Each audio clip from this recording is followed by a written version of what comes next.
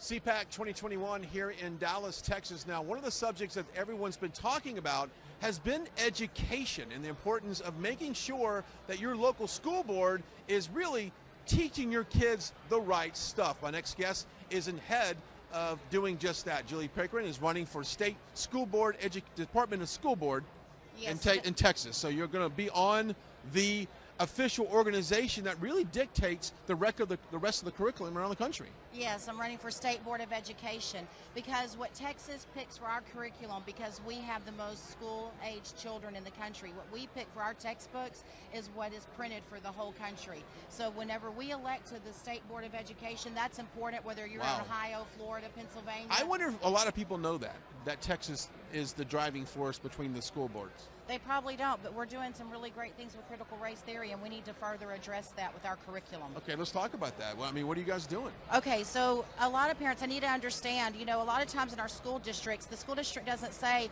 oh, we're implementing critical race theory or CRT into the curriculum. They do it under the heading of equity or equity audits.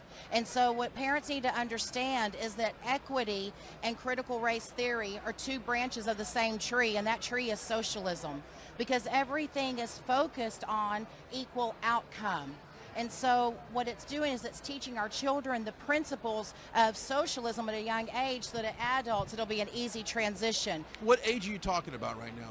We're talking about starting in kindergarten, 5 years old. That young? Yes, sir. Absolutely. And so what we do, what we need to focus on is we need to focus on what I call opportunity audits, because as Americans and especially as Texans in the great state of Texas, what we need to focus on is that every child, regardless of skin color, regardless of economic background, where they're born, where they're from, that every child in the great state of Texas has equal opportunity to a great education. And not equal outcome. That's called socialism. Absolutely. Yeah, absolutely.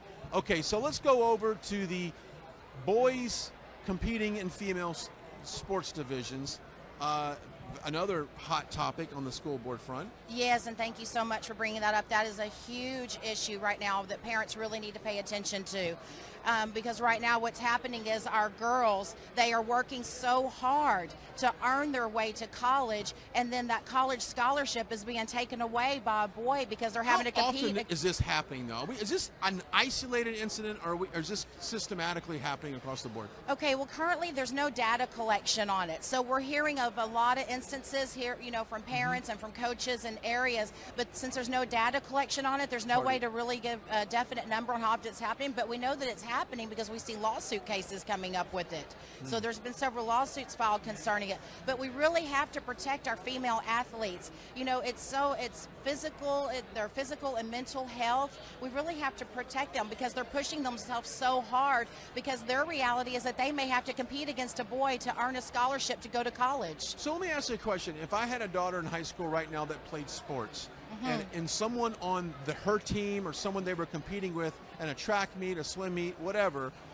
if it was identified that a male was trying to compete in that sport, what can parents do right then on the spot to say, wait a minute, this is not right, I'm not going to allow this to happen? I mean, is there any power that parents can do right now? Well, right now what a parent can do is the first thing they need to do is they need to go and talk to their local school board.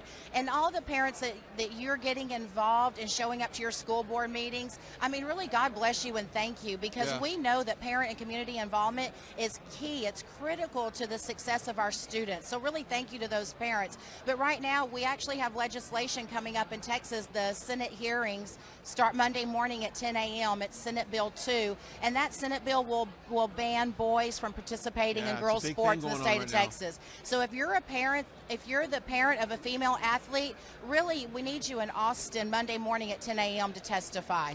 It's really funny that if you look back 20, 30 years ago, one of the reasons why a parent would go to a school board meeting is if they needed more erasers, or they were running out of pencils, or perhaps some paper. Boy, have the topics just shifted. Fast forward, now we're talking about boys, playing in female sports and critical race theory. It has. We really need our parents engaged. There's not any more time to wait. It's here, it's now, it's affecting our children right now, it's affecting the next generation, and we need parents and we need our community members to stand up and step up and get involved. Run for their local offices, run for school board, get involved, talk to your school board members and advocate for our children. Because what could happen ultimately is people could go back to homeschool. I mean, what happens if 20% of our viewers say, you know what, I'm pulling my kids out of public school? Then what happens to that? That would be devastating to public education. It would be. And, that is always a parent's choice. In the great state of Texas and other states, you can homeschool, you can private school. That's the parent's choice. But we have to make great decisions for our kids, and we have to get our public education headed back in the right direction. How can people get more information about what you're doing and get involved if they live here in Texas and they say, hey, I want to, not in my state, I want to stand up? What can they do? They can go to www.jmpickren.com. They can go to my website, and then also they can go to my Facebook page, Julie Pickren Facebook. Well, thank you so much for joining us here at CPAC. Thank you so much. Thank you. We're going to do it. We're going to do it right. God bless America, and God bless Texas.